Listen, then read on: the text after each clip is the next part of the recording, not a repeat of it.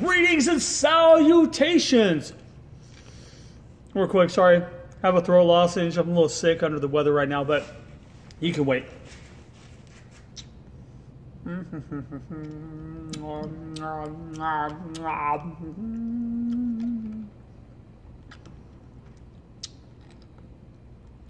All right, I should be good now. Cody Fox. I gotta give you some credit, man. I really do. You sure know how to pick them. You sure know how to pick the dumbest sheeple possible. I'm actually really impressed by this. Now, I thought that was Daniel Saint's thing, was to pick the dumbest people in any group and kind of have them follow him. But apparently, you're much, much, much better at that than he is. Hold on. Let's see. You got yourself the cubic zirconia. Little girl that doesn't quite understand that sometimes the business needs to improve, and that just because you start somewhere doesn't mean they owe you anything, which is a big issue with you as well, Cody. And then there's Adam Cage and Kenny Blankenship. Adam fucking Cage. Yeah, buddy. Yeah, real quick, talking about how you beat up Deacon Star so bad that he almost cried. Well, there's a big difference between beating somebody up to the point where they almost quit and demoralizing them to the point where they just walk away without saying anything. That's what we did to Deacon Star. That's what I did. 2 moves is all it took.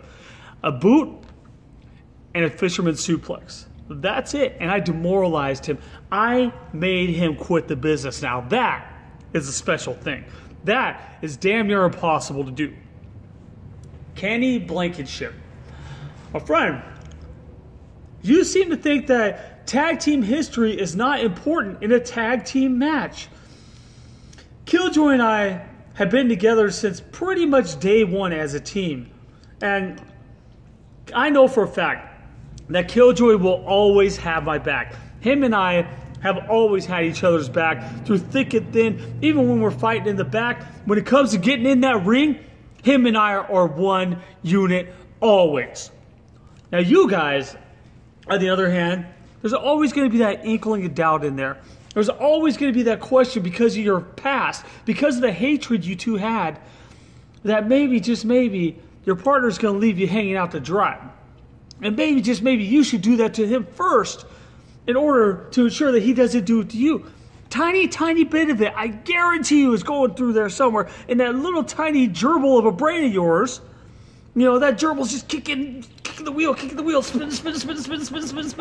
You know what? And, you know, smoke coming out of the ear and the whole bit, and you go, oh, he might just try to do something that I don't want him to do. And it'll stay there forever. It's like, you know, throwing shit on a wall. Eventually, it'll just stick. That's what your brain is like probably inside there.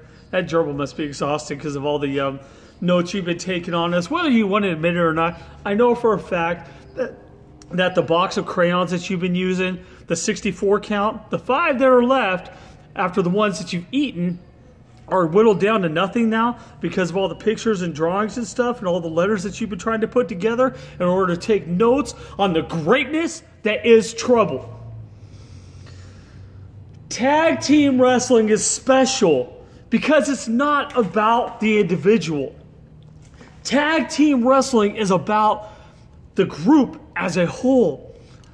In a singles match, all I have to really worry about is myself. Sorry. All I have to worry about is myself, my opponent, the ref, and maybe some outside interference, right?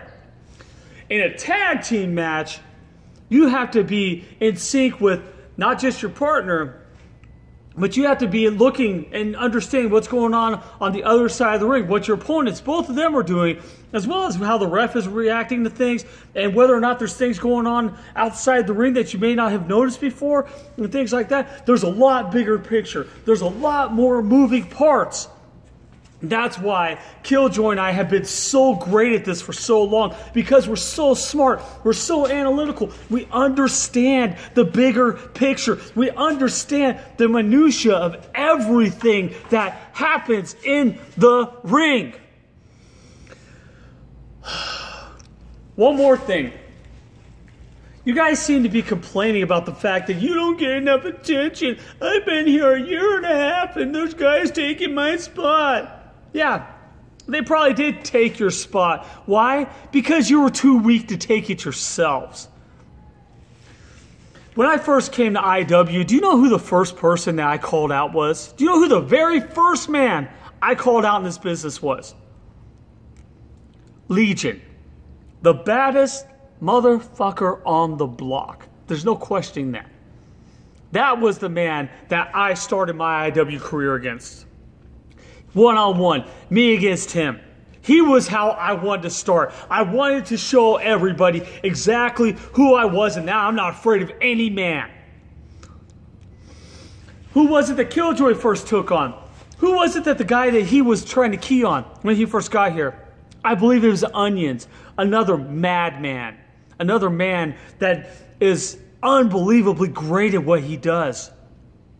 What about you guys? Did you guys go after the best the minute you got here? No. You went after whatever it is they told you to do because you've always been puppets to the game. We are revolutionary. We have always stepped up to everything we've ever done in our lives. Try it sometime.